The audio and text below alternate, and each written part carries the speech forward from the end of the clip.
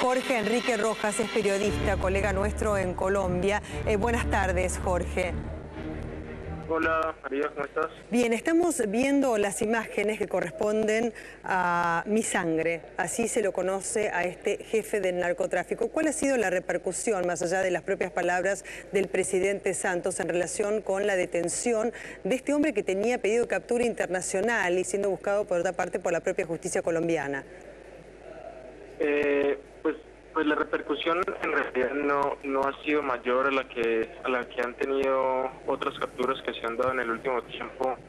El gobierno viene dándole golpes fuertes a las bandas criminales y al narcotráfico, y a esta captura le antecede la del Loco Barrera, que fue detenido en Venezuela, la de Diego Pérez Henao, que comandaba otra banda criminal enfrentada con esta de los urabeños, que es la de los Rastrojos, la de alias Sebastián, que fue detenido en Medellín y que también era una de las cabezas que manejaban organizaciones criminales y narcotraficantes, la de Martín Llanos, la de Fritanga, la entrega de los hermanos Comba. Así que la repercusión no ha sido mayor a esa, que esto hace parte de una cadena de capturas, de entregas. Hay una serie de relaciones al interior de estas estructuras criminales. Al parecer, Sí. la entrega de los hermanos Comba a la justicia de los Estados Unidos ha producido que ellos estén traicionándose al interior de las organizaciones, estén entregando gente. Hace la semana pasada, en el Valle del Cauca, acá en esta región, se entregaron 17 hombres de la estructura de los Rastrojos, que es la banda criminal que está enfrentada a los urabeños, la banda de la que hacía parte. Que lidera, ¿no es cierto, Jorge? Exacto. Exactamente. Ahora, quería preguntarte sobre el impacto en la sociedad. Tengamos en cuenta que se está viviendo un proceso de diálogo con las Fuerzas Armadas Revolucionarias de Colombia. Sabemos las diferencias marcadas entre el actual gobierno de Santos y el anterior de Uribe a este respecto, ¿no? Con lo cual hay, supongo, mayor sensibilidad en la población colombiana. Esto se lo toma como un hito más alcanzar en lo que significa el combate contra este tipo de ejércitos, en este caso como un ejército privado se manejaban, ¿no? Que reclutaban a menores, a gente muy joven, y que estaba compuesta por ex paramilitares, ¿no? De ultraderecha. Sí, mira, el asunto es que con respecto a este acercamiento con la guerrilla y al comienzo de unos diálogos ahí, digamos que un optimismo muy mesurado por diferentes cosas, por el discurso que tuvo las FARC en Oslo, por la manera en que ellos han mentido al respecto, diciendo que no tienen secuestrados, por ejemplo, por la forma en que ellos muestran una cara internacional y acá en los ataques. Hace 2 días mataron a 6 policías a 2 horas de aquí, de esta ciudad de la cual te hablo.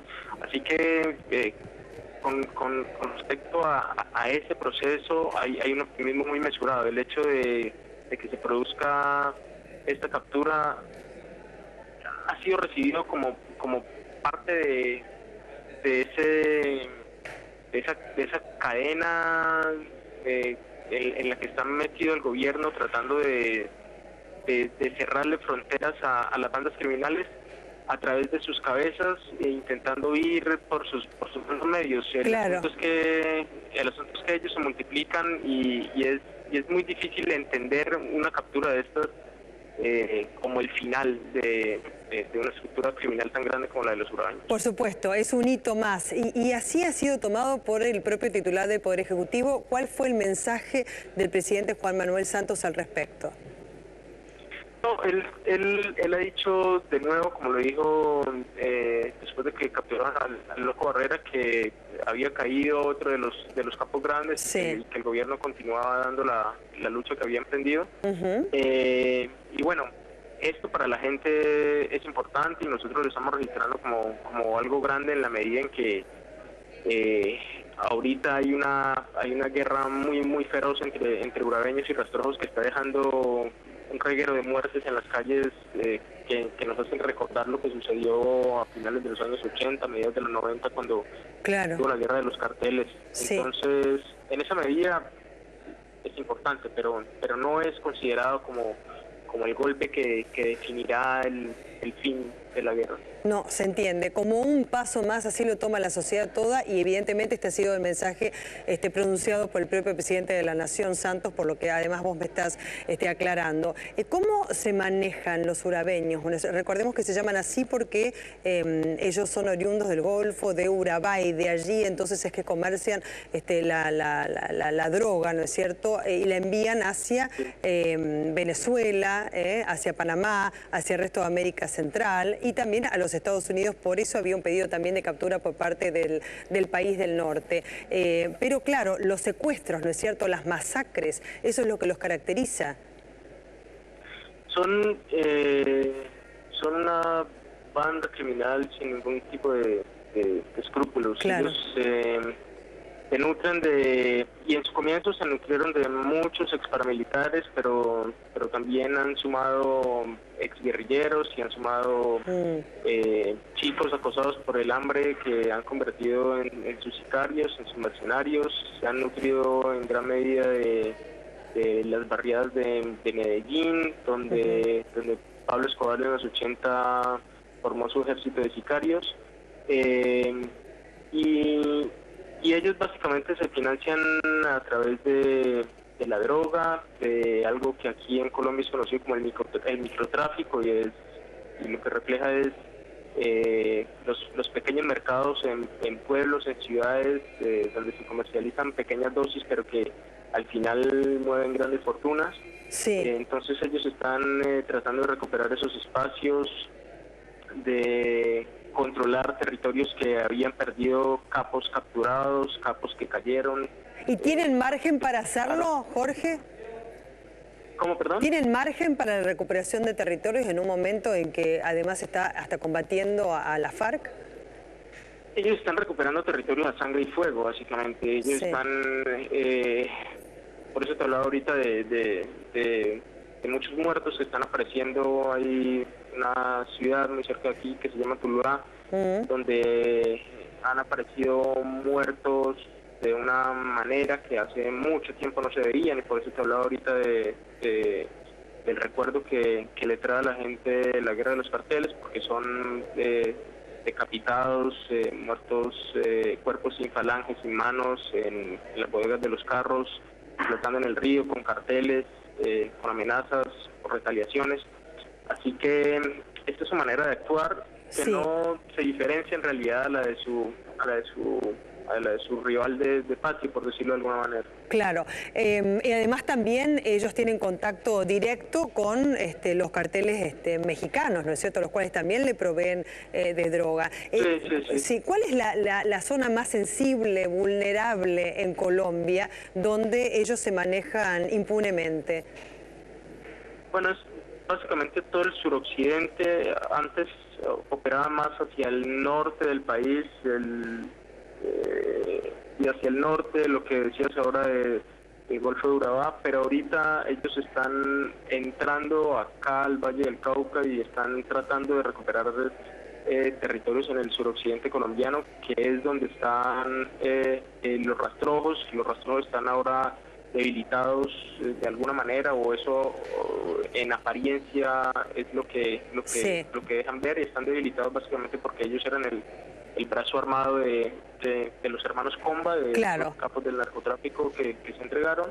Así que ellos están tratando de recuperar esos terrenos que técnicamente quedaron sin cabeza. Se entiende, desde ya. Ahorita acá en el valle donde se están viendo muchas muertes, se están entrando también a Buenaventura, que es el principal puerto del Pacífico. Están al parecer también interesados en las minas de oro. Sí, bueno, todo un comercio, bueno, de alrededor de drogas, minas, secuestros y demás. Jorge Enrique Rojas, te agradecemos muchísimo. Estate atento a C5N porque de manera urgente ahora tenemos las declaraciones recientes de Mi Sangre en los tribunales de Comodoro Pi.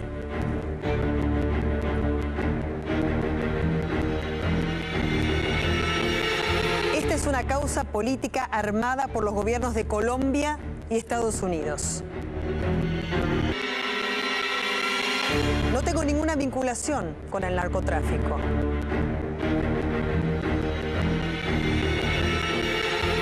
Vine a instalarme a la Argentina con mi familia para hacer negocios con la compra y venta de autos.